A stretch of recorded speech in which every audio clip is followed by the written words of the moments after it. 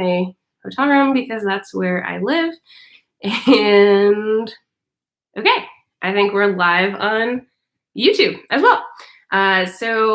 So for those of you that have just joined watching my first being live on, oh yeah, it says we started. My first being live on Instagram. We are now live on YouTube, and we'll be starting in a couple of minutes, and I don't know where to look, with talking about guide dogs. I don't know. I have this like 24-year-old here with me, and maybe she can help me out with you're doing great. Live things. I think you're good. Because I am not a human that is good at this stuff. So, all right, I'm going to start looking at the YouTube screen thing, and I'm going to hang up on this. So, see you over there. See you over on YouTube. Link is in the bio. Thanks, guys. Bye. Okay. And now. All right, good. All right, everyone. Now why is it still doing this on my phone? Make it stop. All right, cool. All right, thank y'all for being here. We're just gonna give it a couple more minutes. My Coolie is just staring daggers at me, so I think I'm going to grab her a little snack real quick to put in the crate while we chat, and I will be back in a moment. Spencer, sing for them. Oh, you don't want to hear me sing. What do you want, girlfriend? Something not loud. How about a topple? Just as a side note, everyone, always prepared with a topple for moments when you need your dog to be quiet while you're doing stuff. So I even bring my frozen raw on placement with us. You talking to us, girl? All right, I'm gonna throw that in the crate and we'll get started. Hold up, girlfriend. Can you pop on in? Good girl. That's a good Coolie. Be good. All right. All right, we already have 10 people on. Cool. Thanks, guys, for being here. My apologies for the poor lighting. Again, we are in a hotel room.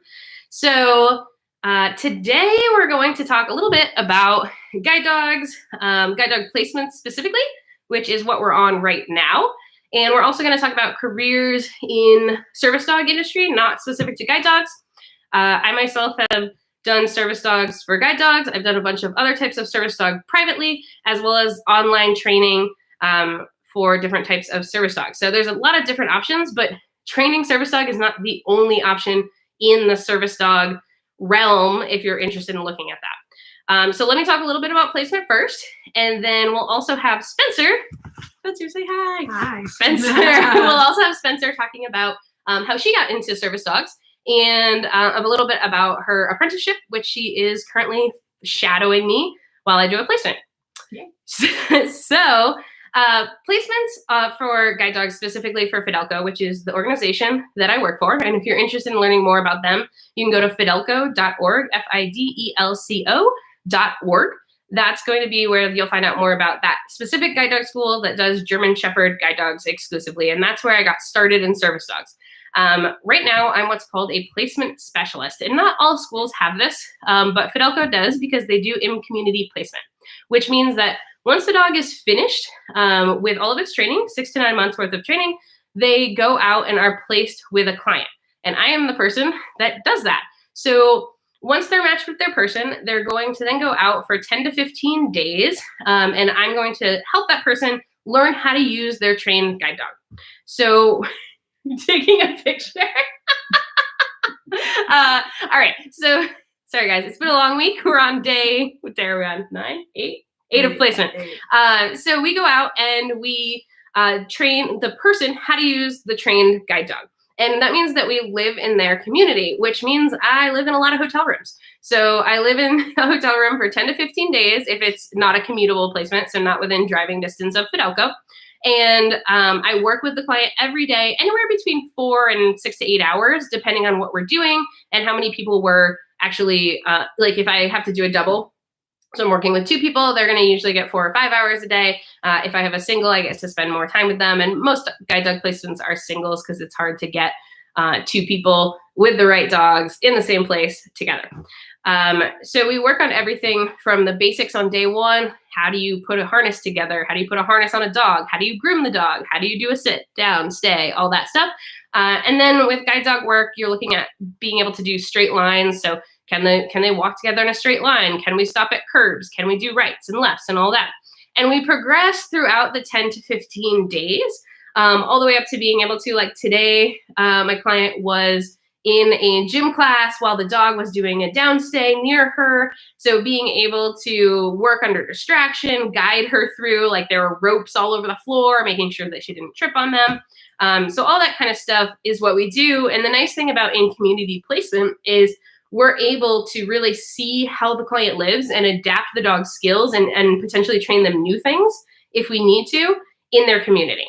Most guide dog schools do have a campus program where the client will come to campus and learn how to use their guide dog on campus with a bunch of other people who are learning how to use their guide dog as well. Pros and cons to each thing, but we do in community specifically, which means that I get to travel all the time.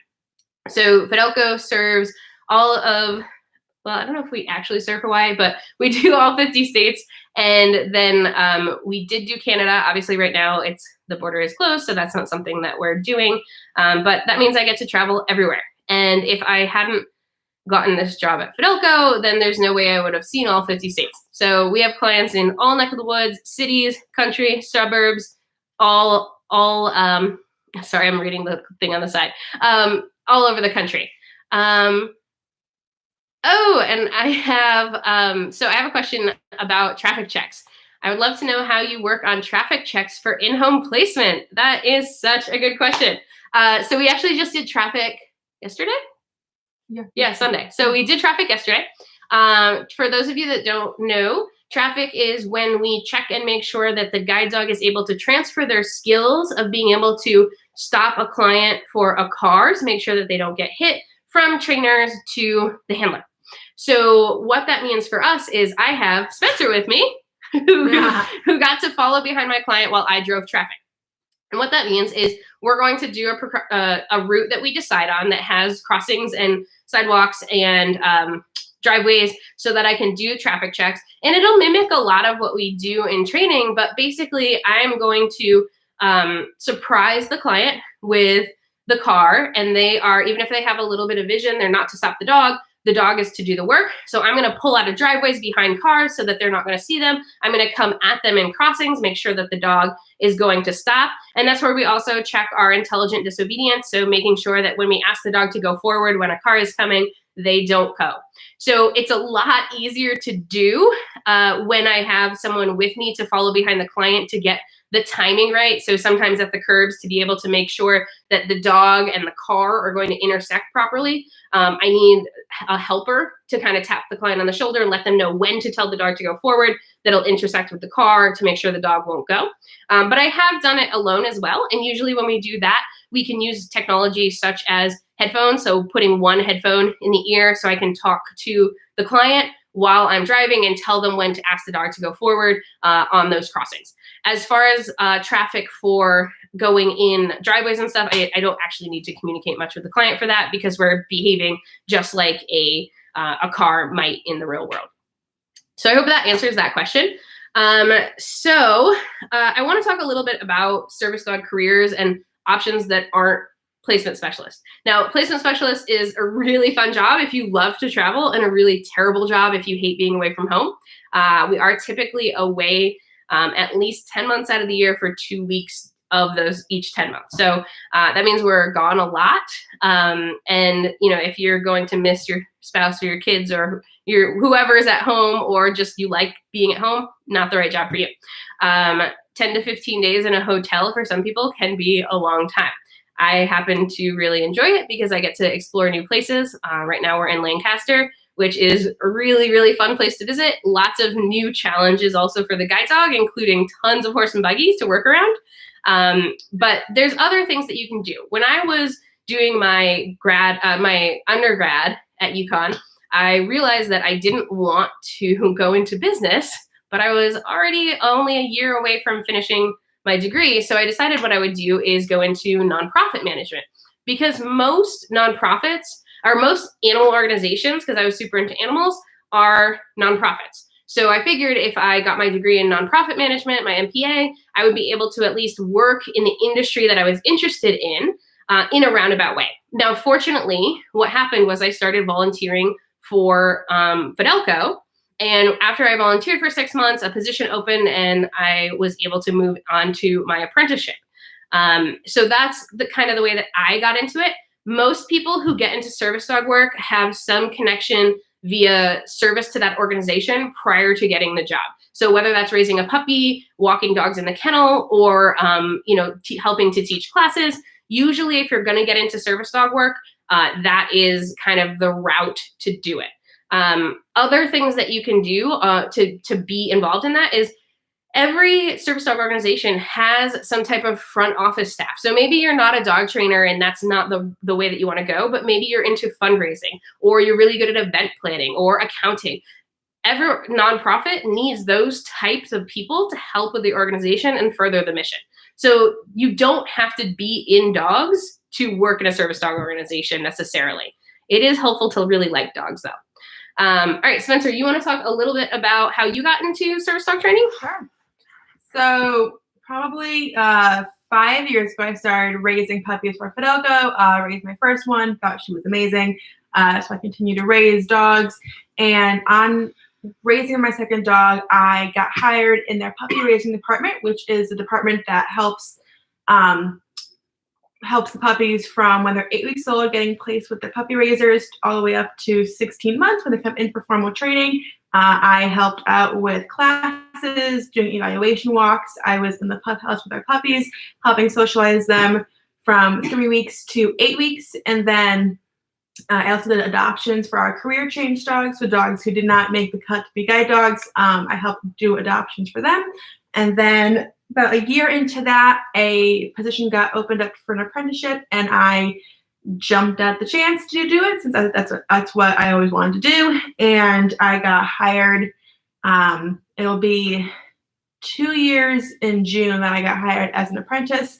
And part of basically an overview of the apprenticeship program is your first year is really just about learning how to train guide dogs, learning how to train dogs, and with kind of the fundamentals of guide dog training. And then your second and third year are kind of a mix of, ideally, in pre-COVID world, you're doing 6 months of placement, 6 months of training, and you kind of learn that way. And then you're kind of slowly given more freedom to do things on your own, follow-ups, interviews, and eventually placements on your own. Right now, I'm not doing that on my own by any means. I'm shadowing placement people. So right now, Laura, and then hopefully in the next couple of months or so, I can start doing things kind of secondary to placement specialist, and then be the primary instructor on some placements, and then doing them by myself. So that's kind of where I'm at right now. And you're having so much fun. No, I mean, we are having fun out here. Our jobs are really cool. But also I want to point out that it is also like significant amount of emotional labor. So if you're Spencer's shaking her head. Yeah. When you're working in this industry, and especially when you're really immersed in somebody's household, you're essentially living with them. We see people in their pajamas and we see them, with their kids, and we're going to their soccer games and cheering for them. You're also in a way like a therapist in some cases, or, you're really enmeshed in that. And not everything is all like sunshine and rainbows all the time.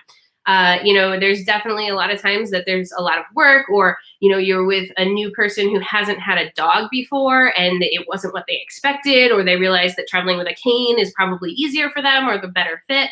There's a lot that can go wrong on a placement, or hurdles that you kind of have to overcome, and you really have to be able to think on the fly. So trying to figure out what the best route, what the safest route is for your client, it happens quite a bit. And that's the challenge of being on the road. Fortunately, we have a really great network of other placement specialists. So whenever there's something that comes up, I can always bounce it off of my coworkers if I'm having some type of issue. but it's, there's a downside too. Sometimes, it's really sad when you have a client you love and their dog passes away, and that's really sad, or they need to retire their dog and they're moving on to the new dog, but that can be hard for a lot of people as well.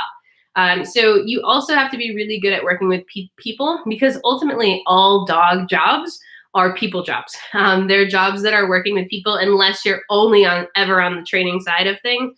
Most, service dog careers are very people oriented. So if you don't love working with people, this is not the job for you. I cannot stress that enough. If you don't love working with people, service dog work is not the work for you. You really need to love that to be a good service dog trainer. Okay, so that's kind of all I wanted to talk about today. Does anybody have any questions? How do you get people dealing skills? That's a really good question. I love that. So I would say start by working retail. Being able to work in those positions like waitressing, retail jobs where you're having to work with people can sometimes be a good thing. Getting those soft skills, like I know my management degree actually did a decent job of doing soft skills, but you can also do some work in college. Certain college programs have different like undergrads in serving different populations, or just doing a lot of volunteer work, I think is always useful. Volunteering for organizations and different schools is always a good thing to do, to learn how to deal with different types of people or how to interact with different types of people is a good plan. Any other thoughts on that? So I think I think one thing is just being understanding that these are people's lives and their whole being, in a sense. So just understanding how to overcome hurdles as they approach, understanding that these are real emotions for these people, whether they're guide dog users or just service dog users, that these are their lives. So just understanding where they're coming from and understanding how to help them through situations. Yeah, and everyone has good days and bad days. I certainly do. So just patience, I think, is probably one of the biggest skills that you can work on to be, service dog trainer. Another question, how do you decide what dog to place with a person? That's a really good question.